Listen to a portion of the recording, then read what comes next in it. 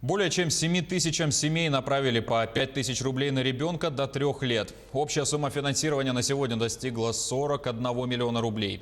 Напомню, что 7 апреля президент Владимир Путин подписал указ о дополнительных ежемесячных выплатах семьям, имеющим или имевшим право на материнский семейный капитал. Размер выплаты составляет 5 тысяч рублей в месяц на каждого ребенка в возрасте до 3 лет. Выплачиваться она будет дополнительно, то есть не из средств капитала. В течение 3 месяцев с апреля по июнь. Обратиться с заявлением можно до 1 октября. Подать заявление можно в личном кабинете гражданина на сайте Пенсионного фонда в разделе «Материнский семейный капитал». Такая возможность доступна и на портале государственных услуг.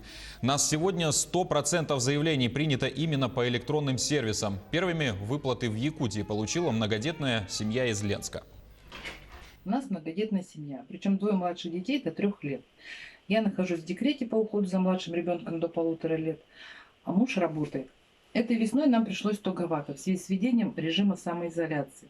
Так как дети маленькие, им необходим свежий воздух и прогулки. Мы проживаем в районе Крайнего Севера, и дети должны получать витамины, свежий воздух. Но сейчас это невозможно. И наша семья была безумно рада тому, что указу Путина о выплате денежных средств детям до 3 лет в размере 5 тысяч рублей. Так как у нас 2 детей до 3 лет, нам выплатили 10 тысяч. Эту сумму мы потратили на коммунальные услуги, на оплату от коммунальных услуг, а также купили детям витамины и фрукты. Чему дети наши безумно были рады. Хотелось бы отметить четкую работу сотрудников ПФР. Они грамотно объяснили процесс подачи заявлений и сроки выплаты. Не выходя из дома, я подала заявление через сайт ПФР, где могла отслеживать процесс рассмотрения заявлений.